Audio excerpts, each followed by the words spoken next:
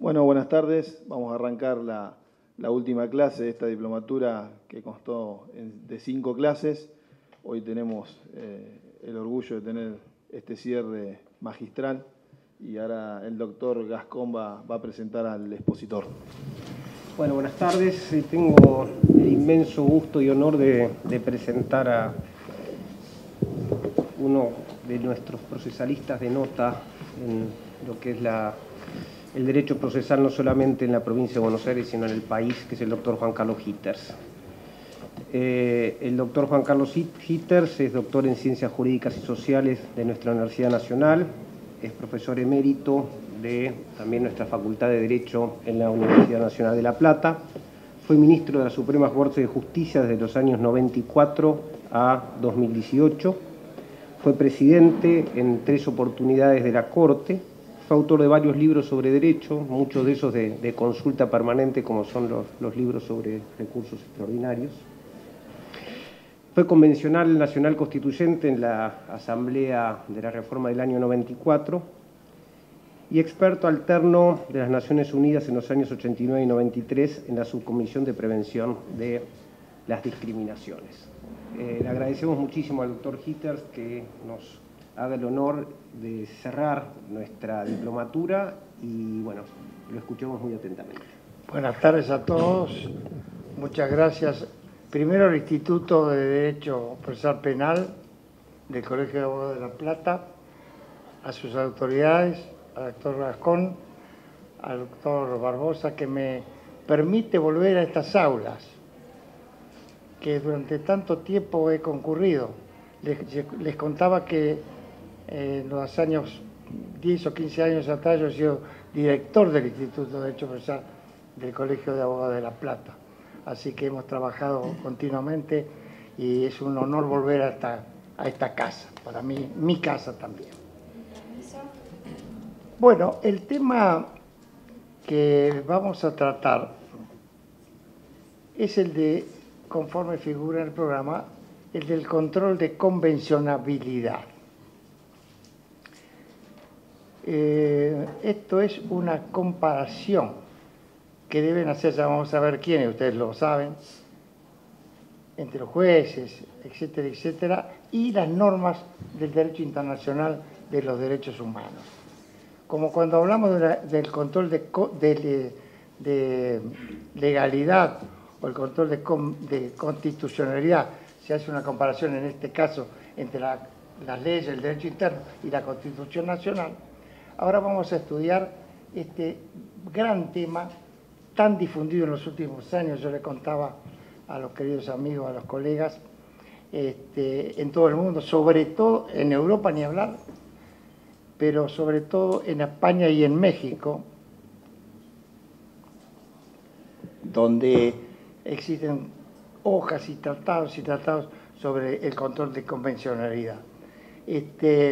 Entonces, veámoslo como algo similar al control de constitucionalidad, que hacemos continuamente, bueno, sobre todo los jueces, y de convencionalidad, es decir, comparar todo el derecho interno, inclusive la propia Constitución, con los tratados internacionales.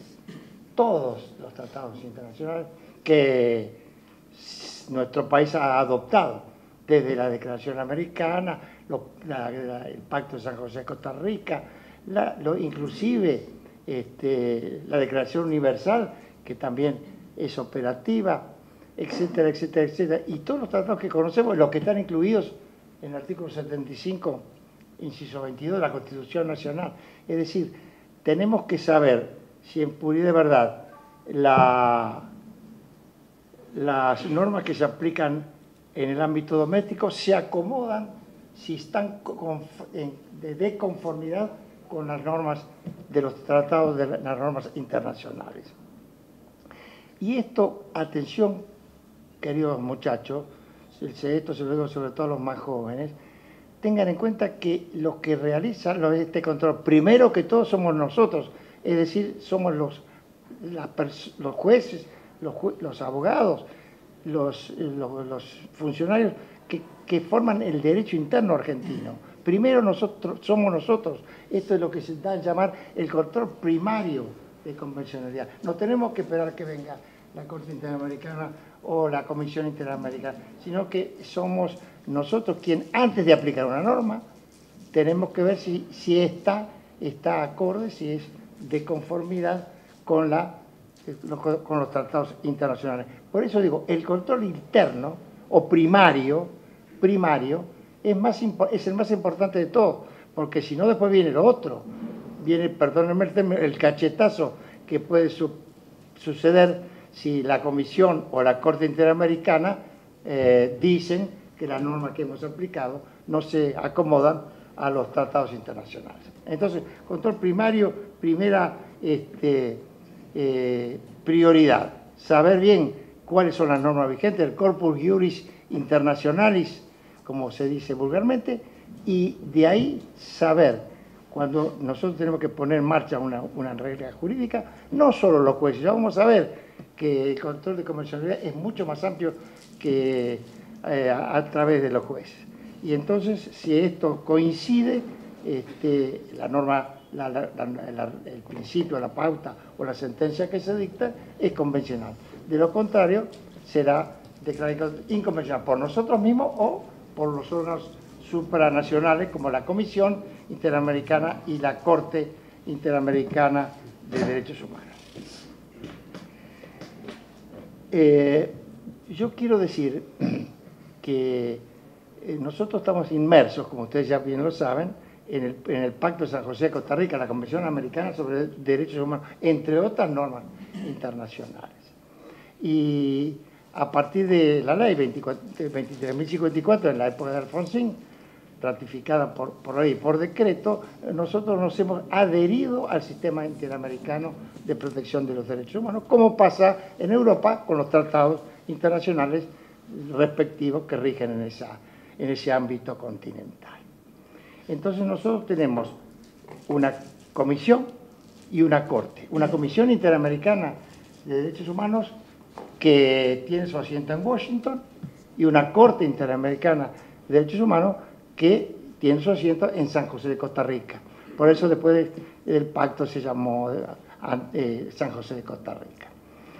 Pero estos dos organismos no son organismos extranjeros, son órganos que corresponden a nuestro sistema. Argentina se ha adherido al modelo interamericano, como Brasil, como Chile, como Paraguay, etcétera, etcétera, etcétera. Hay una adhesión, son órganos nuestros, están en un ámbito, yo diría en una jerarquía superior, por así decirlo, pero corresponden a nuestro sistema interamericano de derechos humanos. El Pacto de San José de Costa Rica tiene tres partes, como ustedes saben. Los derechos protegidos, primero un prefacio, los derechos protegidos civiles y políticos, ya vamos a ver que esto se ha ido modificando con el tiempo, y los órganos de aplicación, que son la Comisión y la Corte Interamericana de Derechos Humanos. Yo quiero volcarme ahora, unos minutos, a explicar el control de convencionalidad. Y yo quiero decirle, queridos amigos, que estos temas se tienen que enseñar bien en la facultad primero. En los últimos tiempos se está haciendo. Segundo, los abogados que ejercen la profesión tienen que conocerlo a cabalidad. Y los jueces que aplican las normas también tienen que manejar con toda seriedad estos criterios de convencionalidad, para evitar que se dicten sentencias inconvencionales, como lo ha hecho nuestra Corte Suprema de la Nación, en el caso Fontevecchia, para citar algunos, donde la Corte Interamericana, ya vamos a ver, le ha dicho que la sentencia es inconvencional, es decir, no cumple con los requisitos del Pacto de San José de Costa Rica.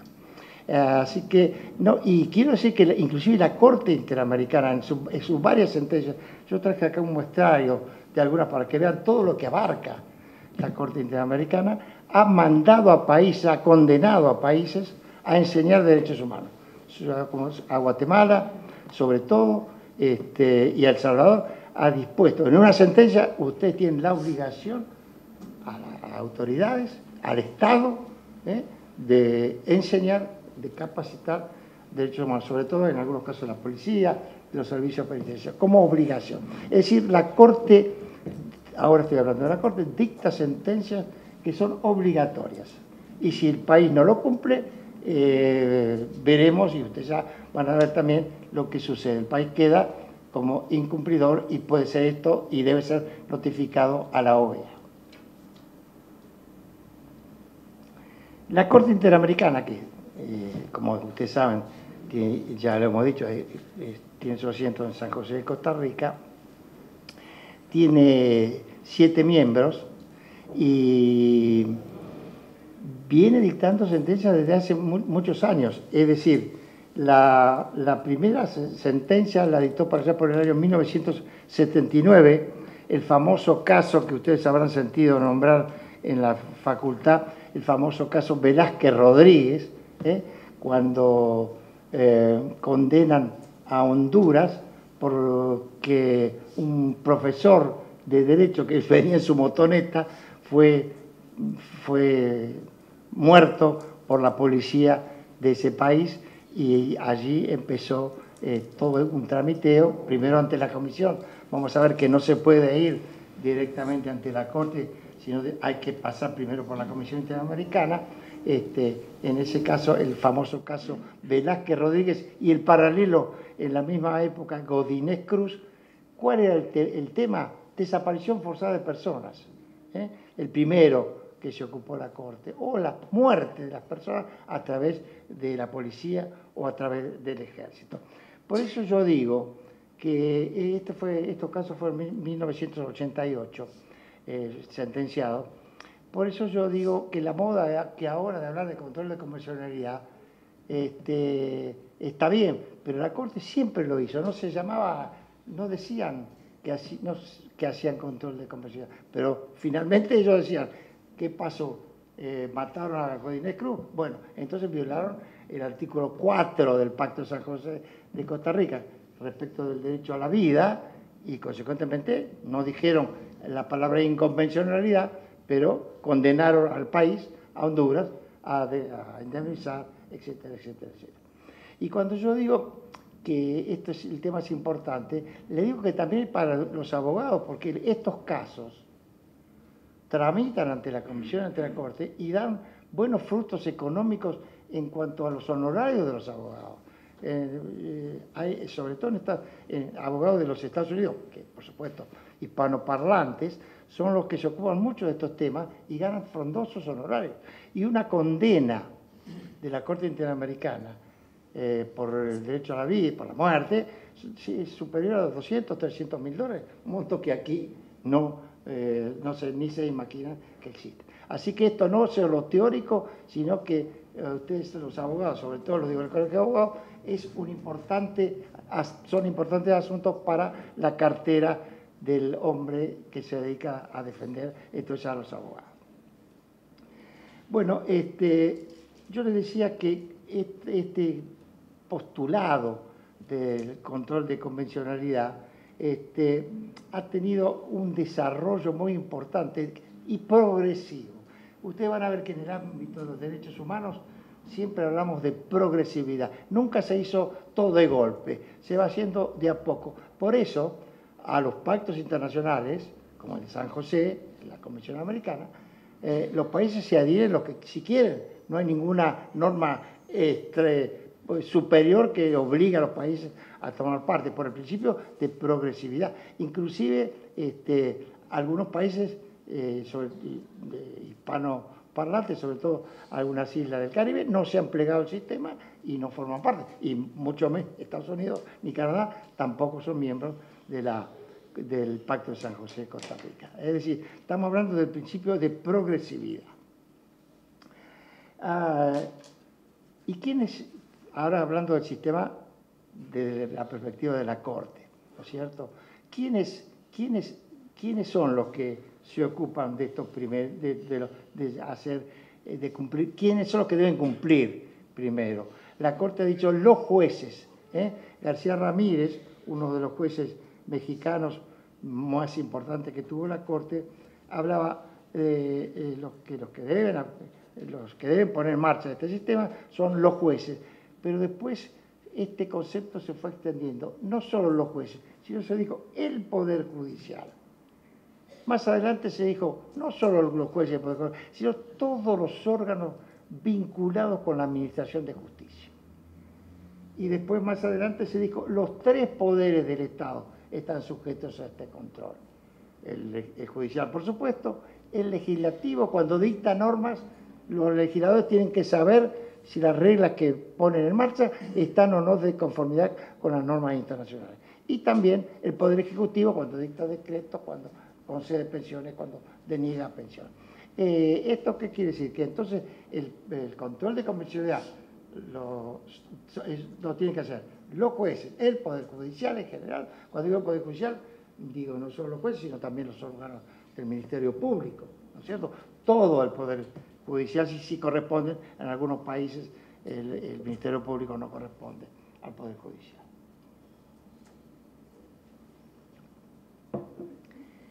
Por eso yo les quería leer una frasecita muy corta de cómo se fue desarrollando este caso de control, estos casos. Primero, los jueces no se animaban de la propia Corte a hablar del control de convencionalidad propiamente dicho. Pero ya en el 2006, en el caso Almonacid Orellana sobre Chile, un caso muy famoso porque fue una desaparición forzada de personas, la Corte dijo que es muy cortito, que es consciente que los jueces y los tribunales internos están sujetos al imperio de la ley y obligados por ende a aplicar las normas, la ley, las normas vigentes en el ordenamiento jurídico. Pero cuando el Estado ha ratificado un tratado como el Pacto de San José de Costa Rica, sus jueces, dijo primero, sus jueces, como parte del aparato estatal, están también obligados y sometidos a ella, lo que les obliga a velar para que los efectos de la Convención del Pacto no sean mermados por la aplicación de normas jurídicas contrarias al objeto y fin de la Convención. En otras palabras, dijo el pronunciamiento, el Poder Judicial debe ejercer una especie, dijeron primero, una especie, no se animaban a decir toda la frase completa, una especie de control de convencionalidad entre las normas jurídicas internas que se aplican a los casos concretos y la Convención Americana sobre Derechos Humanos. Ahí así aparece, digamos, configurado esta especie de control de convencionalidad que después, con el tiempo, se ha ido desarrollando. Ya vamos a ver los casos y la palabra especie desapareció y hablamos directamente del control de convencionalidad. Entonces, no sé si me van siguiendo en esta idea de la necesidad de que el derecho interno aplique sus normas y que si no lo hace, la Corte y también la Comisión. Ya vamos a ver lo importante que es, pero no quiero por ahora difuminar tanto el tema. La Corte había dicho inclusive que este control, sobre todo un autor mexicano muy importante, Rey Cantor, escribió un libro sobre el tema, no tenía que ocuparse en abstracto de estos problemas. Lo había dicho la Corte en un caso Gené Lacayo, pero el profesor Rey Cantor y luego la Corte en el caso Suárez Rosero contra Ecuador 1997, fíjense esto lo que dijo la Corte, también se puede ocupar en abstracto de los temas del control de convencionalidad. En este caso se trataba de un caso contra Ecuador, de un preso que había sido puesto en un calabozo, etcétera, etcétera. Y la Corte, el tema era la duración del proceso, pero la Corte de oficio y en abstracto se ocupó de algunos temas que no siquiera habían sido planteados. Lo mismo pasó en 1999 en el caso Castillo Petrucci. Quiere decir que la Corte ha dicho, yo me ocupo de los temas que me están. No es que pueda ir a pescar casos como la Corte de los Estados Unidos, pero si yo tengo los casos planteados ante mí, yo me ocupo de todos los temas, aunque no hayan sido expresamente planteados.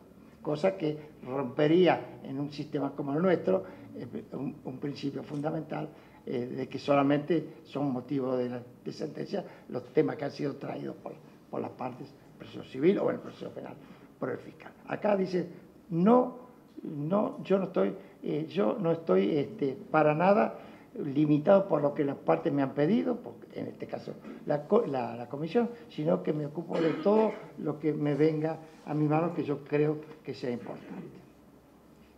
Ahora, sobre qué normas hacemos el control. Nosotros dijimos, sobre las normas internacionales, bueno, lo que han llamado los autores el Corpus Juris Civilis, el Corpus Juris Internacional, son, número alguno, no voy a hacerlo, para que ustedes, los más jóvenes, lo tengan en cuenta, el Pacto de San José, el Protocolo de San Salvador sobre Derechos Económicos, Sociales y Culturales, muy importante, la Convención para prevenir y sancionar la tortura, la Convención de Belén sobre la violencia contra la mujer, la Convención sobre la desaparición forzada de personas, etcétera, etcétera, etcétera. Ya ven ustedes que hay una serie de pactos y convenciones que la Corte y los jueces y el derecho interno se tienen que ocupar. Ustedes me están escuchando hablar a mí de tratados. Ahora, ¿qué tratados? ¿De qué tratados? ¿A qué tratados estoy haciendo alusión? Estoy hablando de los tratados sobre derechos humanos, no el tratado de Argentina contra Chile sobre el carbón y el acero, o el tratado Argentina y Chile o Argentina y Uruguay entre dos estados. Estamos hablando de tratados sobre derechos humanos, donde siempre el legitimado pasivo es el Estado y siempre el legitimado activo, el que pide es la persona, el ser humano. Tratados especiales sobre derechos humanos. Y digo esto porque ya vamos a ver que la Corte, en Fontevecchia, algunos de los jueces me parece que este tema no lo han tenido del todo claro y han hablado de tratados en general, que no es lo mismo, repito, que hablar de tratados sobre derechos humanos, donde, como digo, siempre el legitimado activo, el que pide es el individuo y siempre el demandado es el Estado. Nunca van a encontrar un juicio de este tipo entre dos partes que no sean, primero, el que pide, el que fue dañado, el que fue lesionado, el que fue despedido y el Estado. El Estado siempre es el demandado, el denunciado, el que, en definitiva, es el legitimado pasivo. Y estos tratados, la Corte los ha configurado, ha dicho que el objeto y fin, en dos opiniones consultivas, son los derechos humanos. También dijo la Corte que en este tipo de tratados no puede haber reservas. En un tratado común entre Argentina y Bolivia puede haber reservas. Puede decir, este tema no lo trato, este tema no lo trato. Todos estos tratados no admiten reservas. Y cuando alguna vez, no voy a perder tiempo en esto, alguna vez algún país quiso hacer alguna reserva, se dijo que eso era inconvencional. Sobre todo en alguna época se podía hacer reserva sobre la pena de muerte. Algunos países, algunas islas angloparlantes del sistema americano, que tenían la pena de muerte, decíamos, hacemos reserva de que esta pena no la vamos a anular, pero en el futuro no lo vamos a poner en marcha. Quiere decir, esto habla de progresividad.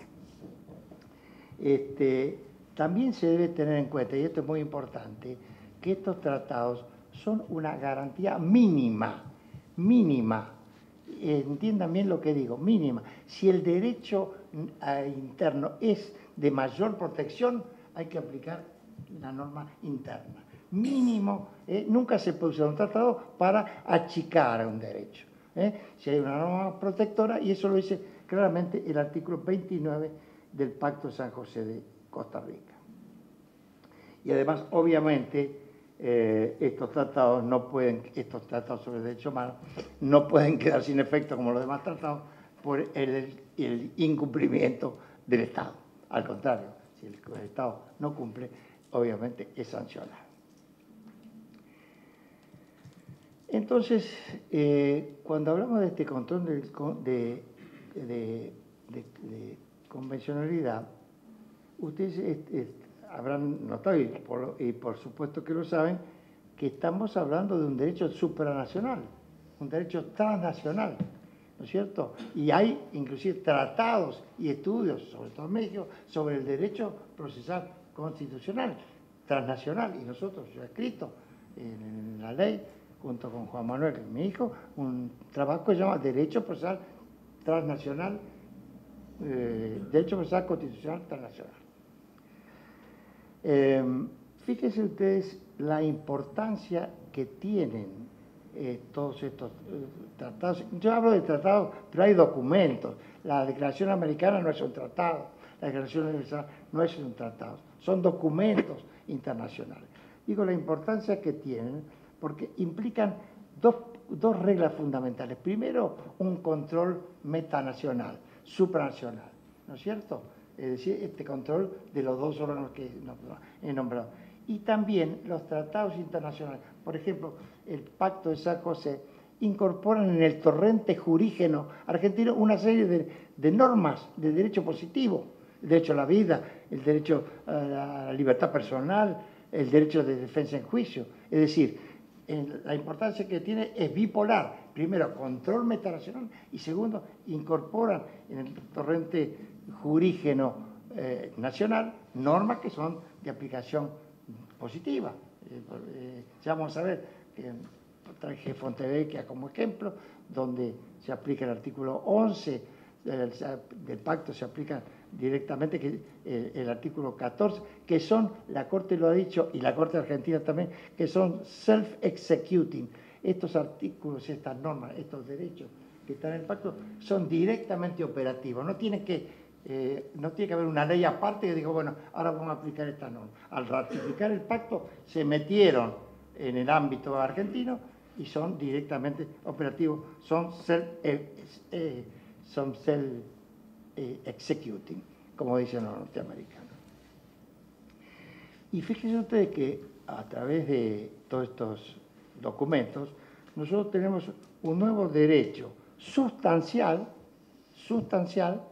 porque estos tratados incorporan, como acabamos de hablar, derechos sustanciales a la vida, etcétera, etcétera, pero también un nuevo derecho procesal supranacional, como acabo de decir. ¿Por qué?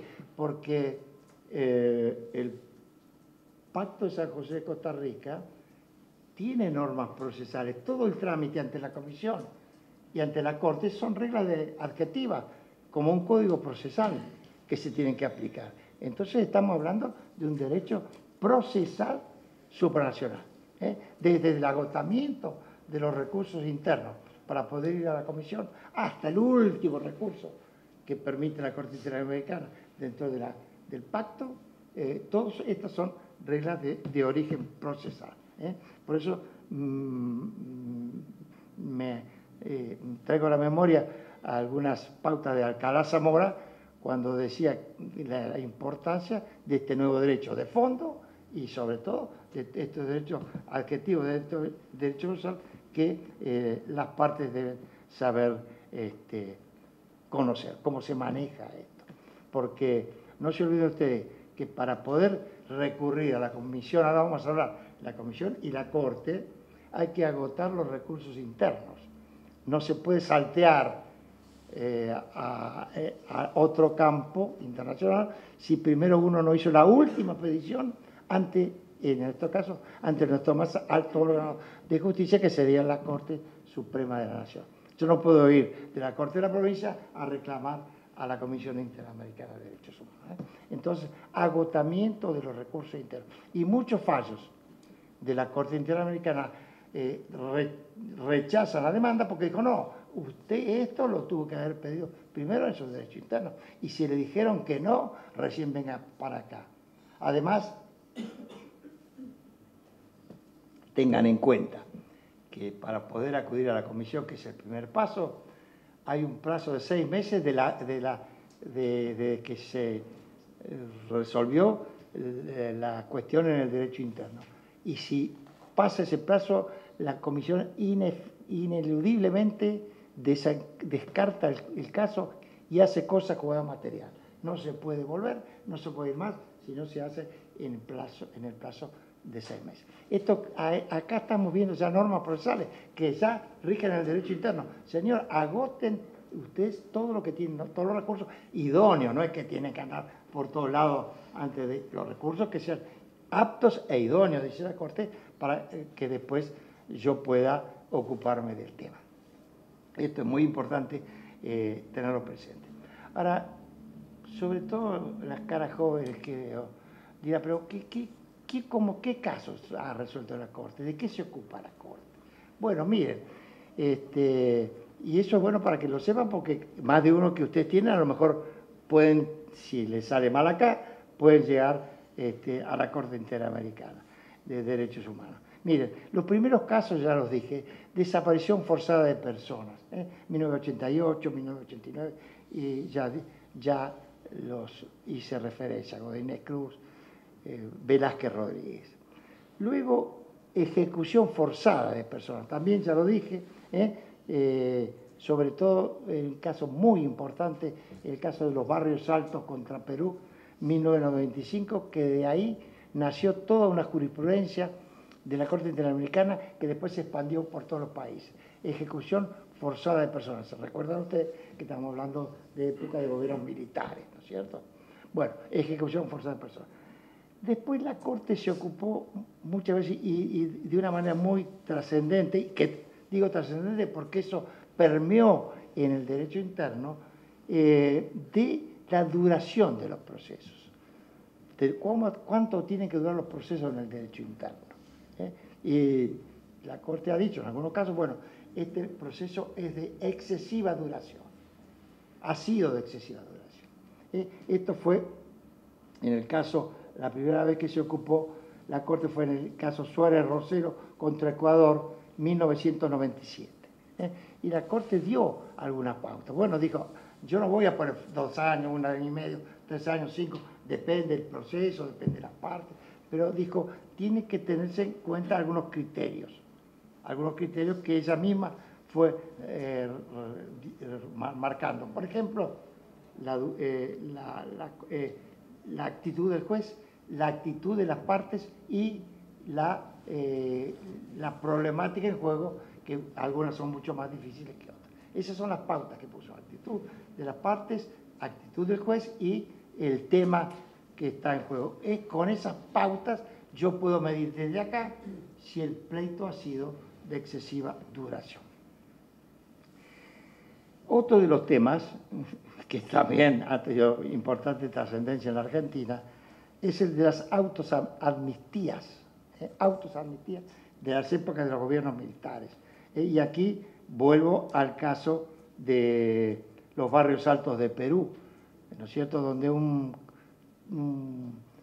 lo que ellos llamaban, acá sería una reunión de vendedores ambulantes, fueron fusilados directamente por el ejército peruano. Y ahí esto, por supuesto, fue a proceso interno y llegó a la comisión, y los militares habían decretado, como después lo hizo Fujimori también, autoamnistías. Y acá también, las leyes deben ser servidas. Y punto final, son leyes de autoamnistía que fueron declaradas inconvencionales justamente sobre la base de estos procesos que yo estoy citando, citando a la Corte los casos de autoamnistía de los Barrios Altos de Perú. Estos vendedores ambulantes que habían sido fusilados por el ejército. Aquí hubo 3 casos muy importantes de autoamnistía.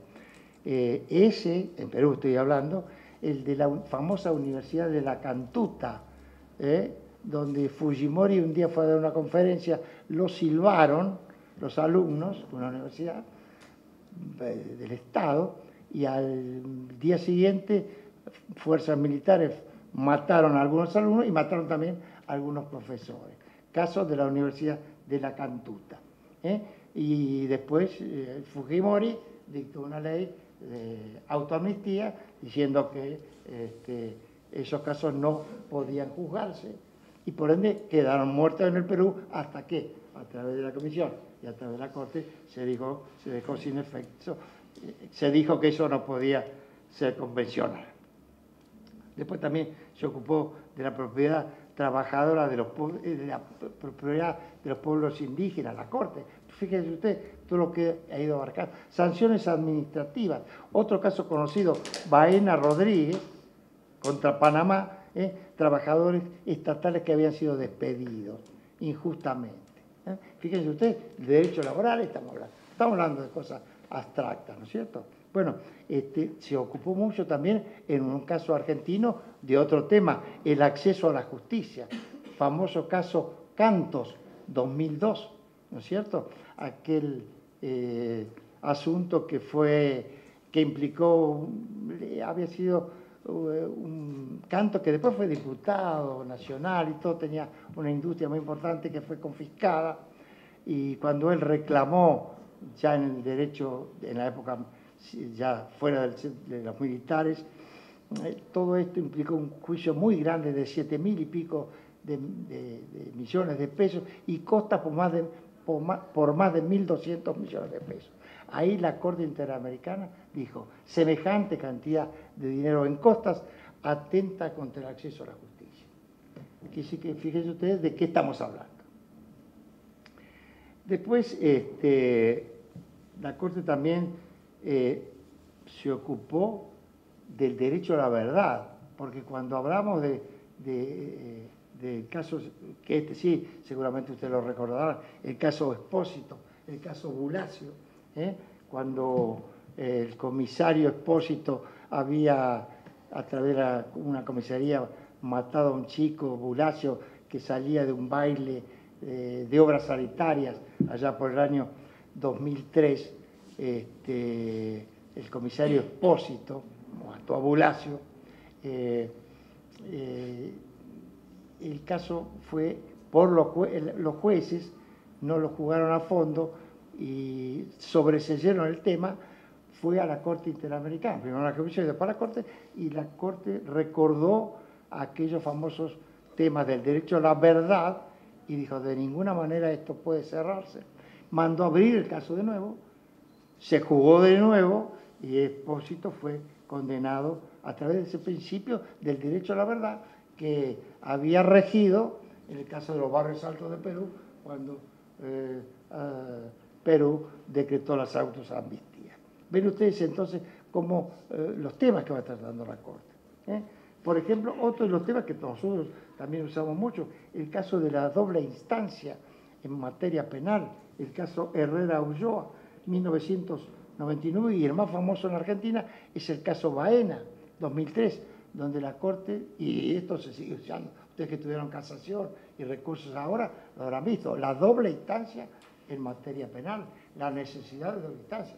No puede haber una decisión en instancia única porque si no viola el artículo 8º 2H del Pacto de San José de Costa Rica. Doble instancia en materia penal, y lo enfatizo la voz, en materia penal, no en el resto, porque yo he visto inclusive autores argentinos que han escrito citando a Baena que la Corte habla de la doble instancia. No, solamente la doble instancia es necesaria en materia penal.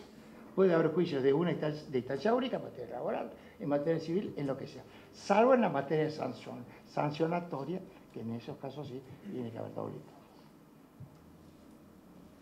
Y la Corte, bueno, ha dicho que no tiene que ser una doble instancia meramente formal, sino que tiene que ocuparse la segunda instancia o la instancia superior del derecho, pero también de los hechos, y tiene que haber un desarrollo absoluto y total, como si fuera una nueva instancia, la segunda instancia, como si fuera una verdadera primera instancia. Ustedes esto seguramente lo habrán visto en este tiempo, y esto rige continuamente, porque ahora nosotros, actualmente, en un caso, ya vamos a ver cuál, la Argentina ha sido condenada por no haber acatado a cabalidad el principio de la doble instancia. Bueno, después tenemos libertad de prensa, propiedad privada, no lo quiero hacer muy largo,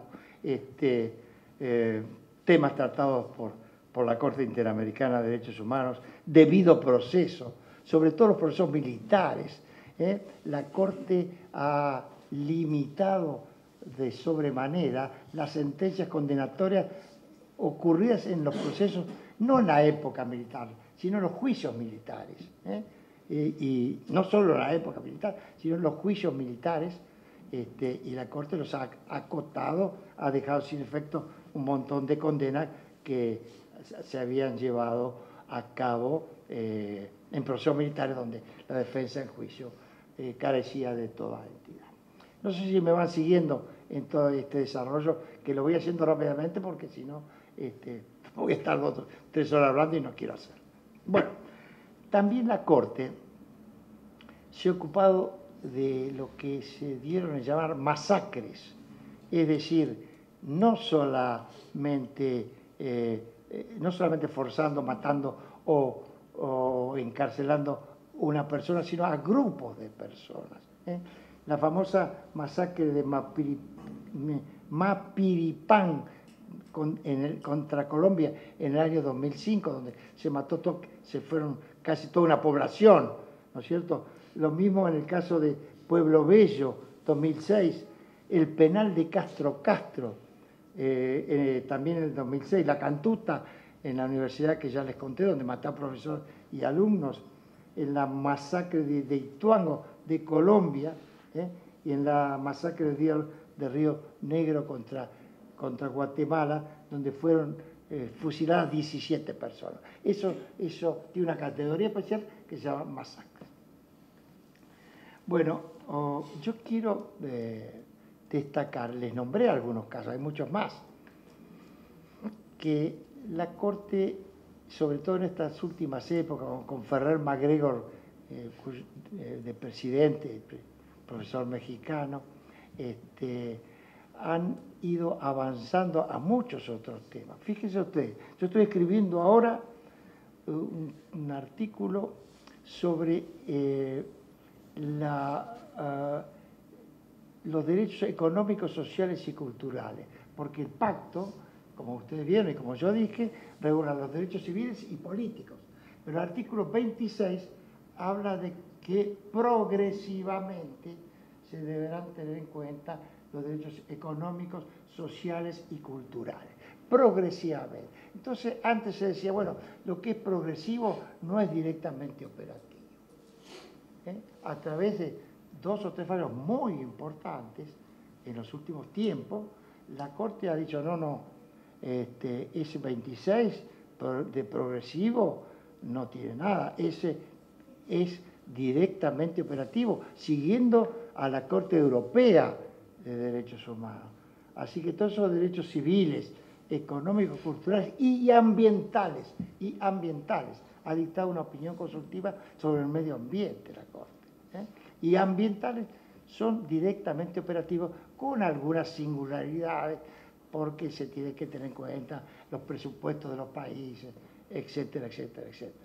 ¿No es cierto? Pero, por ejemplo, no hace mucho, hace 2 años, en el caso Lagos del Campo contra Perú, 2017, la Corte dijo que los derechos económicos, sociales, culturales y ambientales, le agregaron ahora, son self-executing, directamente operativos, y en este caso era un tema de estabilidad laboral.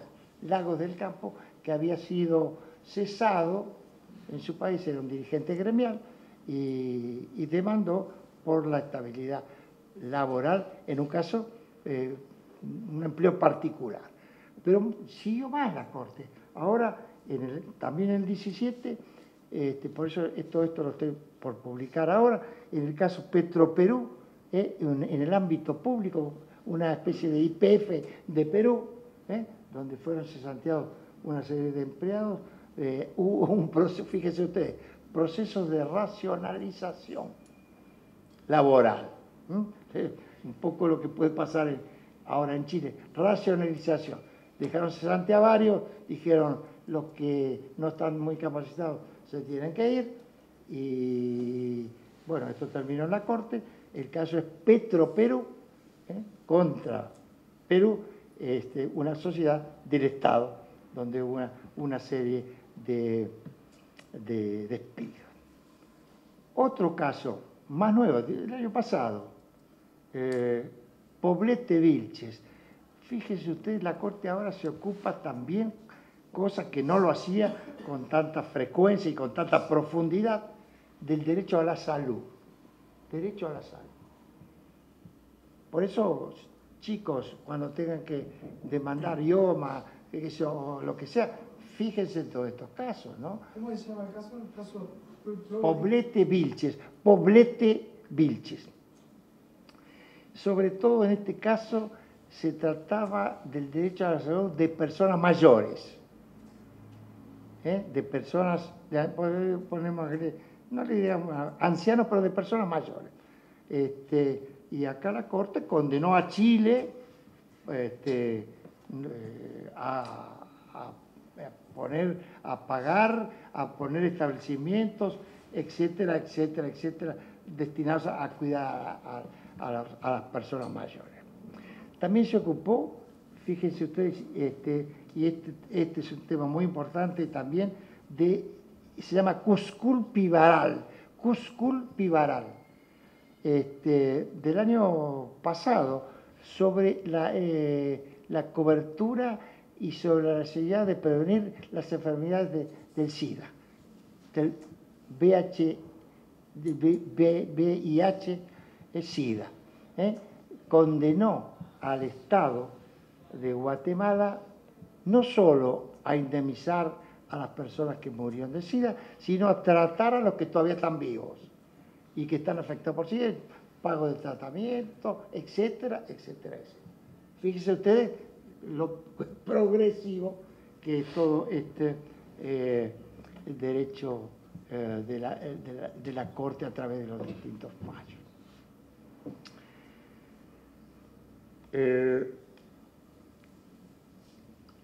Cuando yo hablo de la importancia del control de convencionalidad, quiero hacerles ver a ustedes la necesidad de estudiar estos temas y de profundizarlos. Hay un famoso caso, Radilla Pacheco, de México, que fue muy importante porque México, a través de este caso, fíjense ustedes, el Estado mexicano dispuso la modificación de la Constitución de México por una sentencia de la Corte Interamericana. Radilla Pacheco fue un caso juzgado por los militares,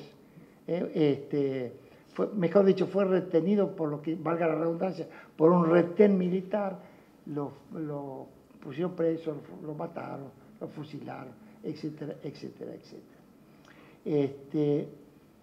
Y la Corte Interamericana, cuando esto llegó después de México, del derecho interno, a la Corte Interamericana, había dicho que un artículo del Código de Justicia Militar, que era el artículo 57, era inconvencional porque no preveía exactamente el derecho de defensa en juicio. ¿Y qué pasó con todo esto cuando el fallo de la Corte Interamericana llega a México? Le notifican a México. ¿Qué hace México? Modifica el Estado mexicano modifica su propia Constitución. Incorpora un artículo primero sobre derechos humanos. Modifica. ¿Y qué hacen? Lo más importante que es que cambian el tradicional control concentrado de constitucionalidad, ahora concentrado como tenían ellos a través del amparo, lo cambian diciendo, no, señores, esto viola los derechos humanos, tenemos que hacer un control difuso como nosotros, como Estados Unidos. Cada juez se tiene que ocupar de los temas sobre derechos humanos, no concentrado a través del amparo. Fíjense ustedes, señores, cómo ha cambiado la jurisprudencia de la Corte, cómo ha cambiado el propio derecho interno mexicano y nada menos que la Constitución. Esto me parece que es bueno que ustedes por lo menos lo vayan bien. Ahora, otro de los temas y yo no quiero alargarlo mucho, porque esto va para ahora mucho tiempo y no los quiero cansar. Ahora, yo hablo de control de convencionalidad, pero no voy a explicar el procedimiento que corresponde porque sería muy largo y no es tema que me han convocado. Pero, como dije, primero hay que ir ante la comisión, primero hay que agotar el tema. Después hay que ir a la comisión con sede en Washington. Yo he estado en la comisión, representando a la Corte, cuando yo era juez de esta Corte de la provincia, la comisión es un órgano anterior a la Corte. No son jueces, pero emiten, es un verdadero proceso. Primero hay que ir ahí. La única que tiene competencia para llegar a la Corte es la comisión. Yo no puedo saltear directamente desde Argentina a la Corte Interamericana. Así que hay un paso previo, que no voy a explicar, que es la Comisión Interamericana de Derechos Humanos, que tiene 7 miembros y que no son jueces, pero que emiten informes a través de todo un proceso. La Argentina ha estado muchas veces juzgada y emiten informes que la Corte ha dicho ahora que tienen casi la categoría de una sentencia. Entonces, agotamiento de los recursos internos, comisión, Corte, si es que hace falta, porque muchas veces la comisión arregla el asunto, es lo que se llama solución amistosa, o dicta un informe condenatorio o absolutorio, y decide si pasa el tema a la Corte o si lo decae. Porque además, si el informe fue cumplido, ¿para qué lo vamos a llevar a la Corte Interamericana? Y entonces, después viene todo este proceso ante la Corte. Si es que la comisión, vuelvo a repetirlo, si es que la comisión decidió meterle el caso así. Si no, el asunto termina por informe, por solución amistosa, o porque la comisión entendió que no era necesario llevarlo al tribunal jurisdiccional.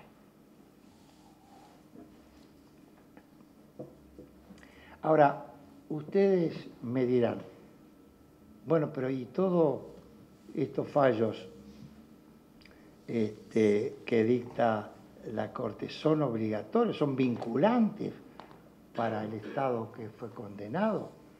Bueno, esto alguna vez fue discutido, y fue discutido inclusive por nuestra propia Corte Nacional. Y bueno, lo cierto es que no cabe ninguna duda que los fallos que emite la Corte Interamericana condenando a un Estado, porque si no absuelve no tiene ningún sentido, ¿quién lo va a cumplir? Si condena al Estado, este fallo es obligatorio. ¿Por qué es obligatorio? Porque la Corte, como dije, es un órgano que ha sido adoptado por nosotros. El artículo 62 y 63 del Pacto de San José dice que los fallos de la Corte son obligatorios y que deben cumplirse y que el Estado debe cumplir. Si no lo cumple, por empezar, se comunica, eso lo de menos, se comunica a la OEA, pero además la Corte, el país queda como incumplidor de un fallo internacional. Pero la Corte se ha extendido más el tema. Ha dicho, para el Estado, sin duda que es obligatorio. Pero en el caso de Hellman contra Uruguay, en el 2011, y después en la conclusión de sentencias posteriores, la Corte dijo, no, pero no solo son obligatorios para el Estado condenado. Las afirmaciones dogmáticas, jurídicas, que ha hecho la Corte son obligatorias para todos los Estados.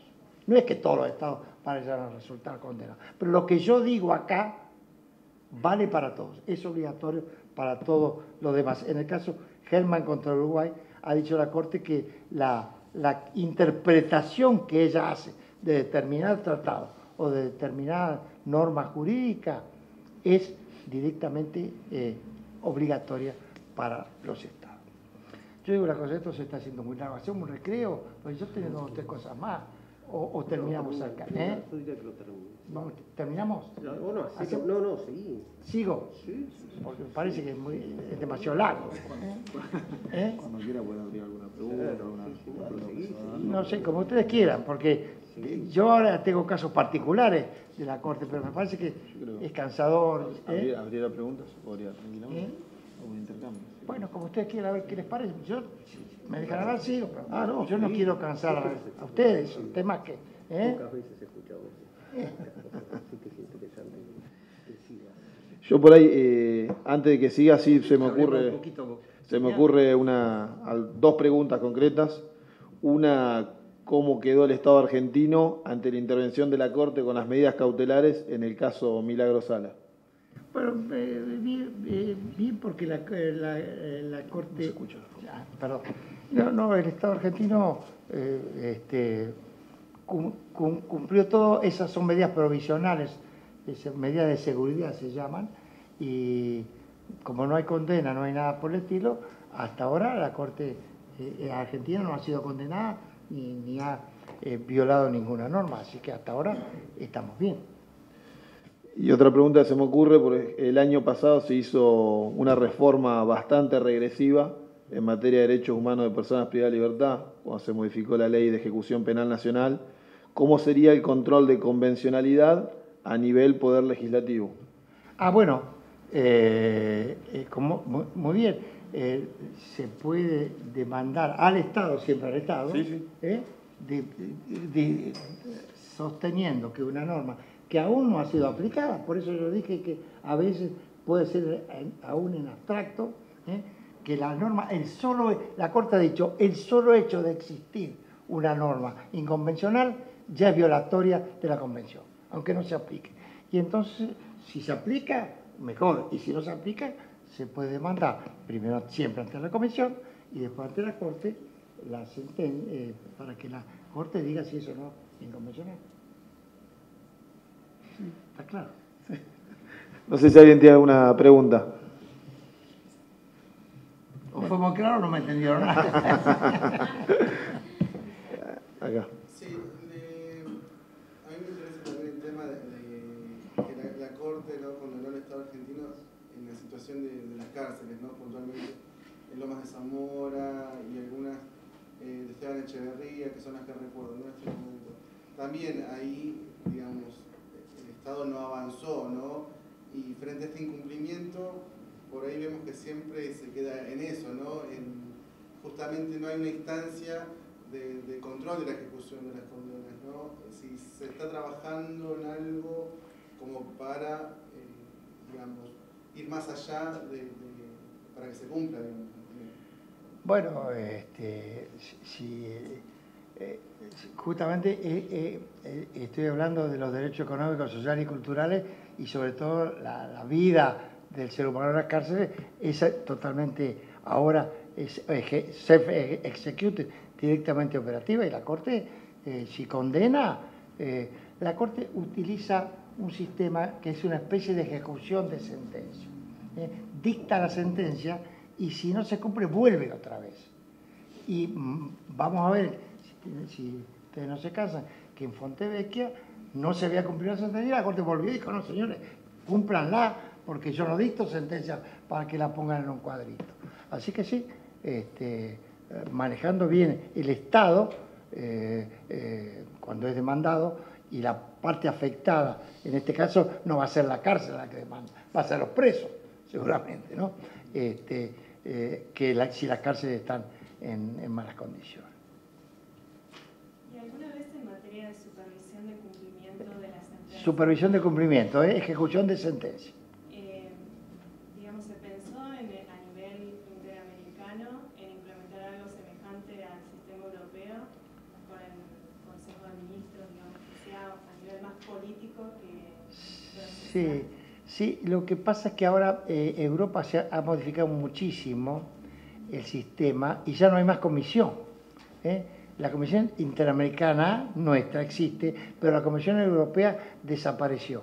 Y tiene, como usted bien dice, un Consejo de Ministros, que es una institución más bien política, que también insiste en la necesidad de cumplir la sentencia. Porque el control de convencionalidad en Europa no solo apunta a los derechos humanos, no me quería extender en esto, solamente sino que el control de convencionalidad también se ocupa de la Comunidad Económica Europea, ex Comunidad Económica Europea. El famoso caso Costa versus Edel, 1959, se ocupaba también. Ahí también hay un control de convencionalidad, no de derechos humanos. La Corte de Luxemburgo, no la Corte de Estrasburgo, que es una corte como la nuestra en San José, sino la Corte de Luxemburgo, que se ocupa de todos los temas, podemos decir, similares al Mercosur, la Comunidad Económica Europea.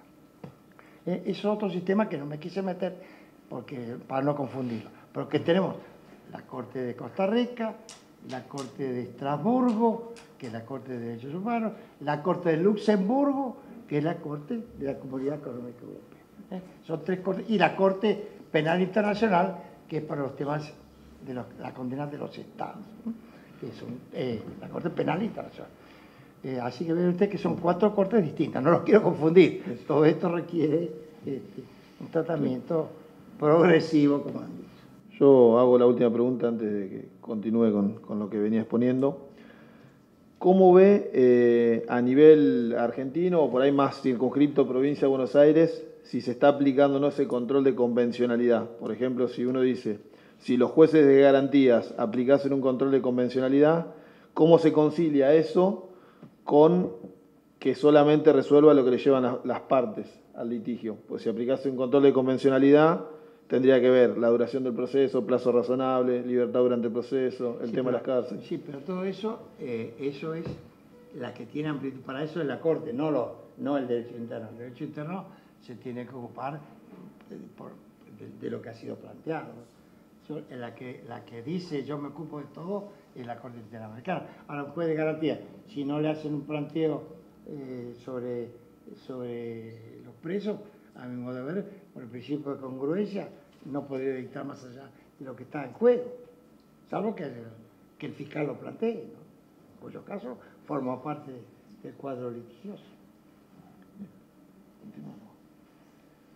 Bueno, ¿alguna otra duda? Habrá bastante, ¿no? Bueno, si quiere les cuento rápidamente un caso para que no parezca todo esto teórico, que es el caso, que lo cité varias veces, es el caso de la revista Noticias del caso Fontevecchia, muy famoso porque nosotros terminamos condenados. Ustedes, los que no son tan jóvenes, lo recordarán, pero no es un caso tan viejo. Fontevecchia tiene 4 o 5 años, no más. Bueno, el caso es viejísimo, pero resuelto por la Corte hace muy poco tiempo. Ya lo vamos a ver. Aquí ustedes recordarán, o por lo menos lo habrán leído los más jóvenes, que en su momento, para ir por el año 1995, la Corte Argentina condena a Fontevecchia y a la revista Noticias por una, digamos, violación del artículo 11 del Pacto de San José de Costa Rica de derecho a la privacidad, cuando la revista Noticias, con Fontevecchia a la cabeza y D'Amico, publicaron una cuestión atinente a Carlitos Nair Menem, que no era hijo de, que la madre no era la esposa de Menem. ¿Se acuerdan ustedes cuando él fue allá a las Lomitas, tuvo preso y tuvo un hijo? Bueno, Carlos Nair. Esto yo no estoy descubriendo secretos, porque es un caso que es publicado y que fue motivo de juicio. Bueno, ahí, cuando la revista Noticias publicó ese caso, la Corte Argentina, 1995, condenó a pagar a la revista Noticias por violación del artículo 11 del derecho a la privacidad, etcétera, etcétera, etcétera. Bueno, y tuvo que la revista Noticias, Fontevecchia, el dueño, y el otro dueño, D'Amico, actuales dueños, tuvieron que pagar una suma importantísima, ya vamos a ver de qué cantidad, porque después hubo que devolverlo, a Menem, a Carlos Menem padre, por la violación del derecho al artículo 11, artículo 11, del derecho a la privacidad, el derecho a la honra y a la dignidad, que está marcado, como les dije, en el derecho interno a través de este artículo, y además nosotros tenemos una serie de normas locales, internas también, sobre el derecho a la privacidad, etcétera, etcétera. Acá había en juego, después aparecieron en juego 2 artículos del pacto. Ese artículo y otro, que era el de la libertad de prensa, libertad de pensamiento y expresión, el artículo 13º, el 13. Y entonces aquí se tramitó todo un proceso, primero ante el sistema interno, ¿Y en qué terminó? Primera instancia había condenado a Menem, la Cámara lo absolvió y la Corte Argentina, en 1995, lo condena a Fontevecchia y a la revista Noticias, etc. Esto va a la Comisión Interamericana, como debía ser. Ahora estamos viendo un caso práctico. La Fontevecchia y D'Amico y compañía aparecieron un día ante la Comisión diciendo que se había violado, y con mucha razón a mi modo de ver, el artículo 13 de la libertad de expresión. Ojo que estos temas están ahora de supermoda, ¿no? Libertad de expresión, etcétera, etcétera, etcétera, con respecto a los periodistas que ahora han sido mencionados como inclusive algunos procesados por el juez de Dolores. Así que estamos hablando del derecho a la libertad de pensamiento y a la libertad de expresión. Bueno, aquí había en juego dos artículos. Ese, primero el 11º y el 13. Fontevecchia y D'Amico dijeron, bueno, señores, a mí me han condenado mal, yo voy ante la Comisión.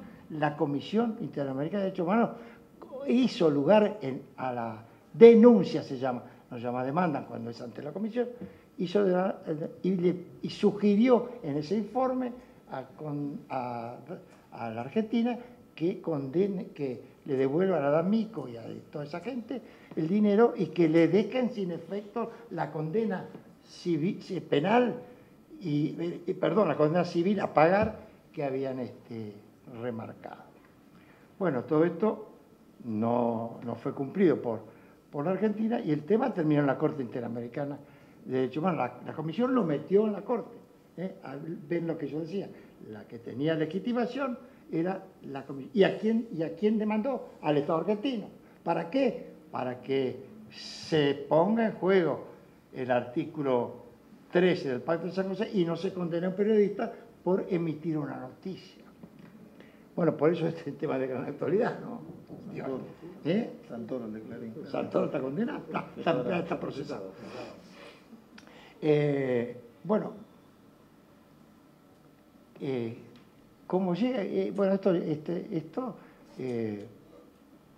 va tramitando y al final llega a la Corte Argentina, a la Corte Suprema de la Nación.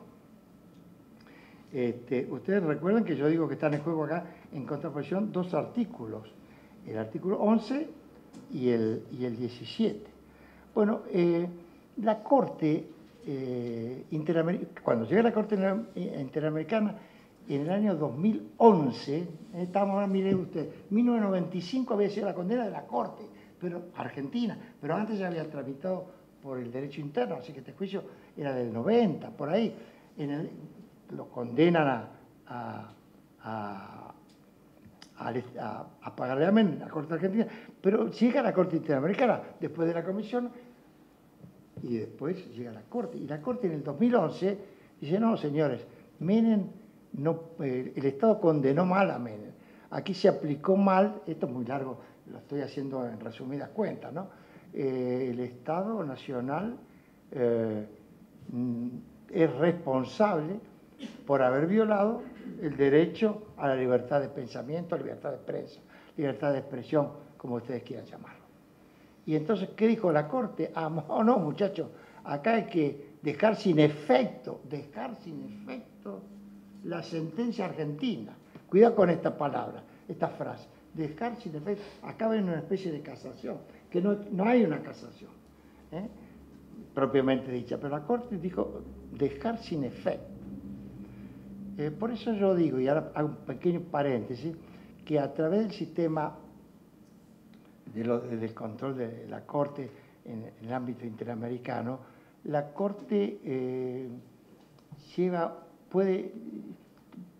un control, o puede llevar un control de más de 500 millones de habitantes. Y la Corte Europea, más de 800 millones de habitantes, están bajo el control, entre comillas, del sistema de los derechos humanos. Entonces, acá vuelvo a Fontevecchia. En el 2011 la Corte dice, Interamericana, no, este fallo hay que dejarlo sin efecto. No le dieron bolilla, 2015 volvió a hacer otro control, la Corte viene de oficio, no le dio bolilla, 2016 tampoco, Y entonces finalmente el caso llega a la Corte de Argentina porque no se cumplía. El Ministerio de Relaciones Exteriores le manda a la Corte y le dice, mire muchachos, a la Corte Argentina, acá hay un fallo de la Corte Interamericana, ¿qué hacemos con esto?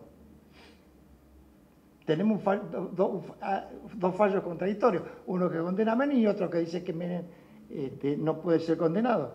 ¿Qué hacemos con esto? El fallo se llama, por eso el caso se llama Ministerio de Relaciones Exteriores. Eso es lo que le llega a la Corte Argentina. ¿Y la Corte Argentina qué hace?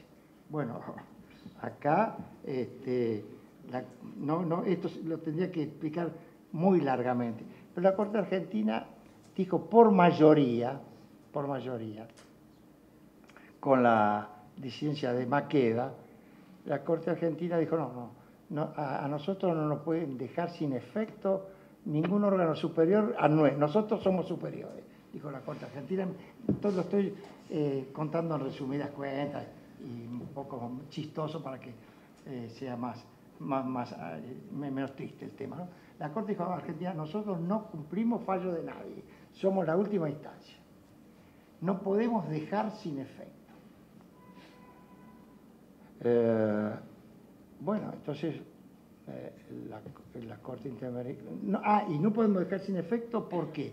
Porque nosotros tenemos una norma, que es el artículo 27 de la Constitución Nacional, que se lo quiero leer porque dice así: el gobierno federal está obligado a afianzar las relaciones de paz y comercio con las potencias extranjeras, obligado a afianzar las relaciones de paz y comercio con las potencias extranjeras por los medios de los tratados que estén de conformidad con los principios de derecho público establecidos en esta Constitución. ¿Qué dice la Constitución? Que no fue reformada. Yo fui miembro de la Comisión Reformadora, este artículo se nos escapó. ¿Qué dice la norma? Que la Argentina tiene un derecho público interno y que no puede ser, digamos, violado, entre comillas, por tratados internacionales.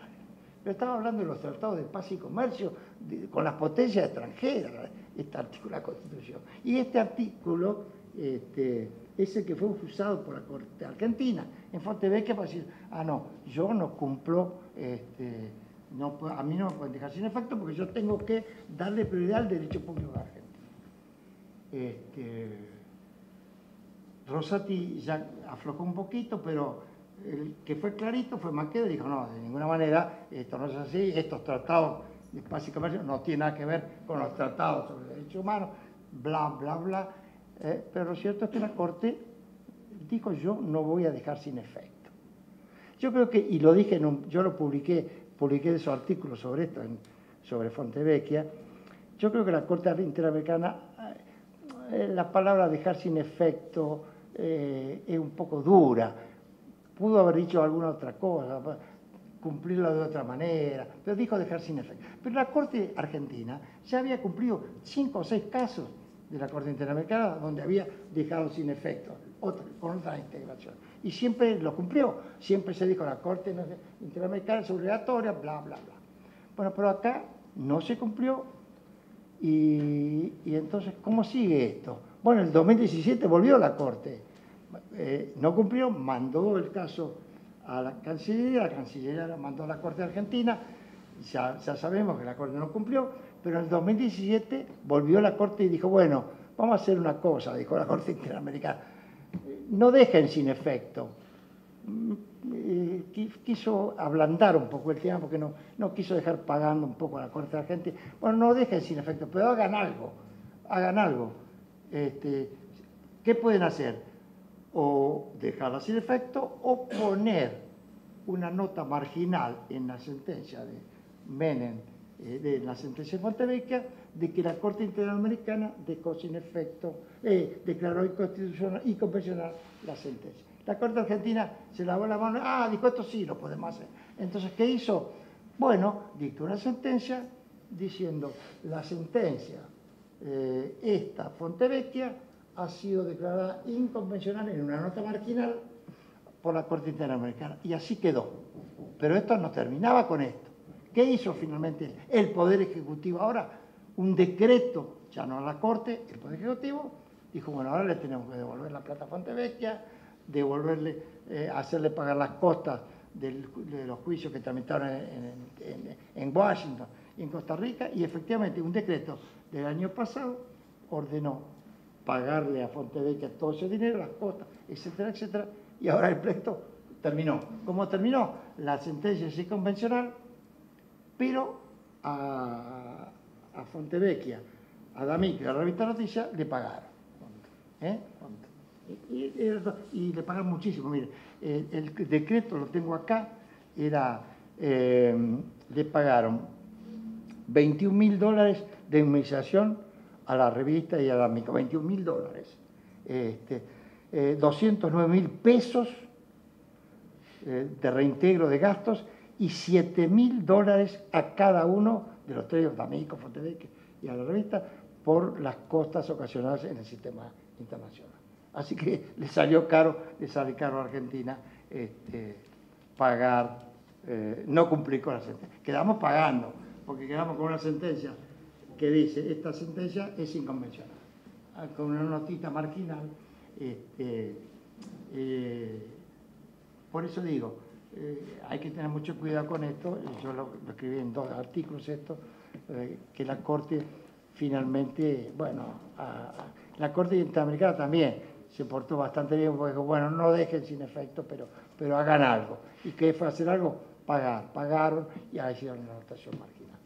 Bueno, con eso termino este tema importante que para mí era la explicación, digamos, del fenómeno en la realidad.